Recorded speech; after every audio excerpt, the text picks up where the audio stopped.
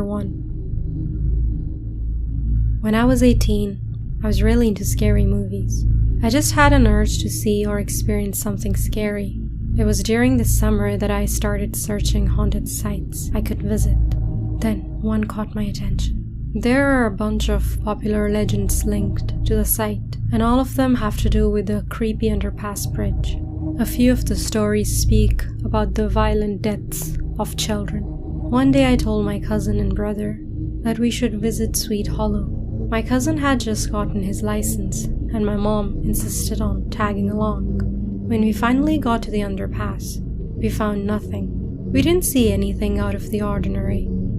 The only scary thing we experienced at the site was that, due to the thin zigzag-like road, we almost crashed into a tree. We thought that the trip was a waste, but then something strange happened. The next morning, my mom swore that during the night she felt like someone was watching her from under her bed. On the other hand, the rest of us had dreamt of a small boy with black hair. He was pale, and none of us could remember his face. Until this day, we still believe that whoever we saw had to be one of the many children who had died at the bridge. Number 2. One night I was staying with some of my friends, and we all fell asleep pretty late. Around 3 a.m. I woke up and I heard something that sounded unmistakably like kitchen cabinets opening and shutting.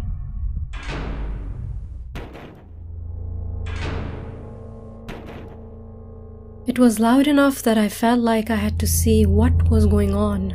I didn't see anyone in the kitchen, so I assumed I was hearing things.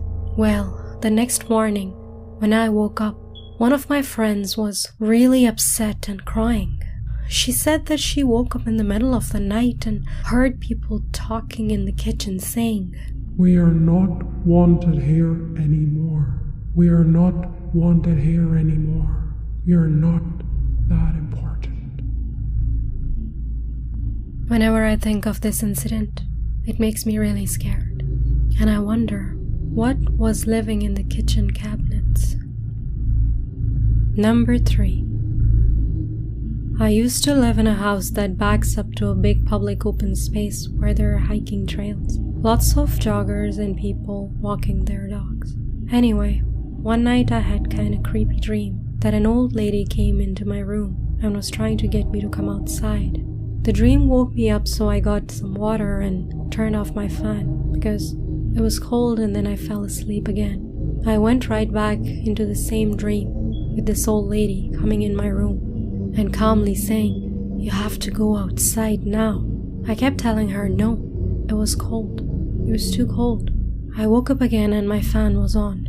I figured I must have thought I turned it off, or the button got stuck, so I got up, turned the fan off and went back to sleep.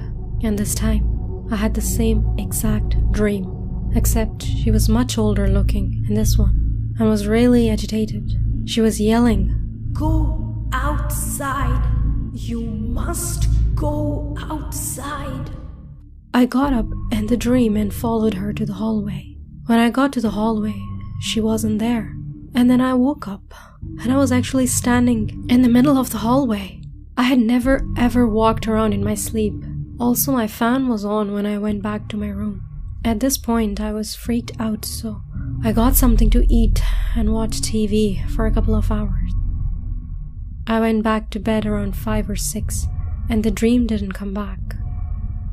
The most scary part is that a couple of days later, I saw that there were police cars in the open space by my house, and when I asked my mom what happened, she said they had found an older woman who was reportedly missing a few days before. She must have had a heart attack or a stroke or something on the trail by my house, and they had found the body.